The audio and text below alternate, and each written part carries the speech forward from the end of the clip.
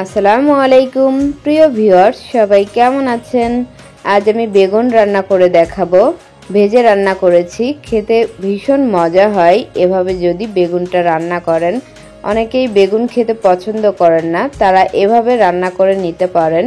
এই রেসিপিটা যদি একবার বানিয়ে খান, বেগুনের প্রতি ফ্যান হয়ে যাবেন। বাচ্চা থেকে বড় সবাই খুব পছন্দ করবে। তো চলুন বেগুনটা রান্না করতে যে যে উপকরণ লাগছে আপনাদের দেখিয়ে দিই।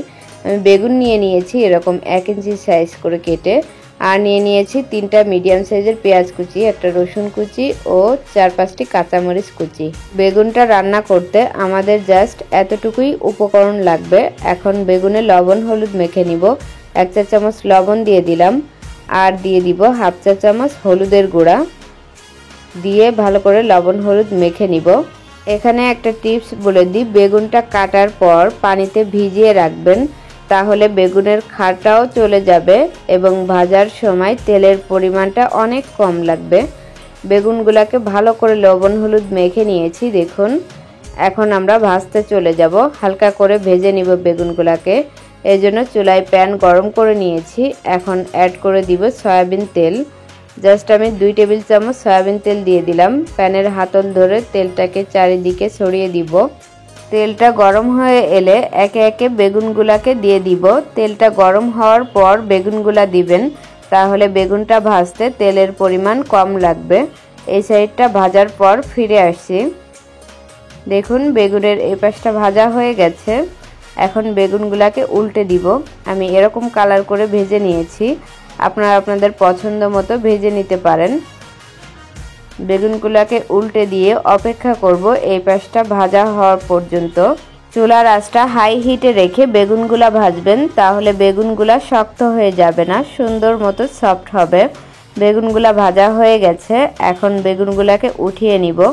সেম প্রসেসে সবগুলা বেগুন ভেজে নিয়েছি, আপনাদেরকে দেখিয়ে দিচ্ছি। দেখুন বেগুনগুলা ভাজা হয়ে গেছে।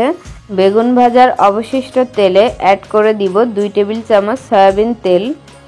তেলটা গরম হয়ে এলে এ পর্যায়ে অ্যাড করে দিব 3টা মিডিয়াম সাইজের পেঁয়াজ কুচি ও ছোট একটা রসুন কুচি। পেঁয়াজ ও রসুনটাকে নেড়ে মিশিয়ে নিব। অপেক্ষা করব পেঁয়াজের কালারটা চেঞ্জ হয়ে আসা পর্যন্ত।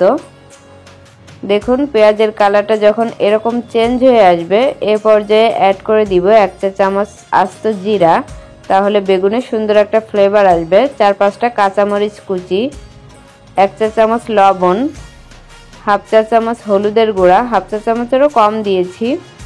এখন নেড়ে মিশিয়ে নিব। জাস্ট 30 থেকে 40 সেকেন্ড মশলাটাকে ভেজে নিব। চুলার আঁচটা এ পর্যায়ে মিডিয়ামে আছে। মশলাটাকে ভেজে নিয়েছি দেখুন। বেগুনে লবণ হলুদ মেখে নেওয়ার পাত্রটা ধুয়ে কিছুটা পানি অ্যাড করে দিব। পানির পরিমাণটা কম মনে হচ্ছে, আমি আরেকটু পানি দিয়ে দিব। টোটালে আমি 1 কাপ পানি দিয়েছি। নেড়ে মিশিয়ে নিব। অপেক্ষা করব বলক আসা পর্যন্ত। দেখুন বলক এসে গেছে। এ পর্যায়ে ভেজে নেওয়া বেগুনগুলা আলতো হাতে দিয়ে দিব। বেগুনগুলা সাবধানে দিবেন যাতে ভেঙে না যায়, যেহেতু আগে থেকে ভেজে নেওয়া, খুবই নরম আছে বেগুনগুলা। এখন হাতার সাহায্যে প্যানের চারি সাইডে বেগুনগুলাকে ছড়িয়ে দিব। এভাবে বেগুন ভেজে রান্না করলে টেস্টটা খুবই ভালো আসে। বাচ্চা থেকে বড় সবাই খুব পছন্দ করবে। হাতার সাহায্যে বেগুনগুলাকে চারিদিকে সমান করে দিয়েছি। এখন একটা ঢাকনা দিয়ে ঢেকে মিডিয়াম আঁচে 3 মিনিট রান্না করে নিব। এর ফাঁকে হাতল ধরে নেড়ে দিবেন, না হলে নিচে লেগে যেতে পারে। ফিরে এলাম 3 মিনিট পর। দেখুন বেগুনের পানিটা বেশ কমে গেছে। আপনারা চাইলে বেগুনগুলাকে এ পর্যায়ে হাতার সাহায্যে উল্টে দিতে পারেন। যেহেতু বেগুনগুলা ভাজা, জাস্ট ঢেকে রান্না করলেও হয়ে যাবে। যেহেতু বেগুনটা খুব নরম, উল্টে দিতে গেলে ভেঙে যেতে পারে। মশলাগুলো হাতার সাহায্যে বেগুনের উপর দিয়ে দিতে পারেন। এখন একটা ঢাকনা দিয়ে ঢেকে মিডিয়াম আঁচে 3 মিনিট রান্না করে নিব, তাহলেই রেডি হয়ে যাবে। দেখুন আমি এরকম ঝোল রেখেছি, আপনারা আপনাদের পছন্দ মতো ঝোলটা রাখতে পারেন। বেগুনটা রান্না করা হয়ে গেছে। এ পর্যায়ে চেক করে নেবেন লবণটা ঠিক আছে কিনা। লবণটা ঠিক আছে, আমি সার্ভিং ডিশে পরিবেশন করে নিব। বেগুনগুলোকে আলতো হাতে সার্ভিং ডিশে পরিবেশন করে নেবেন, না হলে ভেঙে যেতে পারে। খুব কম উপকরণে দারুণ স্বাদের বেগুনের এই রেসিপি বানিয়ে দেখালাম। কেমন লেগেছে অবশ্যই কমেন্টে জানাবেন। ভালো লাগলে আমাদের চ্যানেলটাকে সাবস্ক্রাইব করে রাখবেন। সাবস্ক্রাইব করে রাখলে আমি যখনই নতুন নতুন ভিডিও ছাড়ব সবার আগে আপনাদের কাছে নোটিফিকেশন পৌঁছে যাবে। যারা অলরেডি সাবস্ক্রাইব করেছেন তাদেরকে অসংখ্য ধন্যবাদ। কাছ থেকে দেখিয়ে দিচ্ছি, দেখুন রেসিপিটা কতটা লোভনীয় হয়েছে, খেতেও অসাধারণ। ভিডিও দেখার জন্য অসংখ্য ধন্যবাদ। আল্লাহ হাফেজ।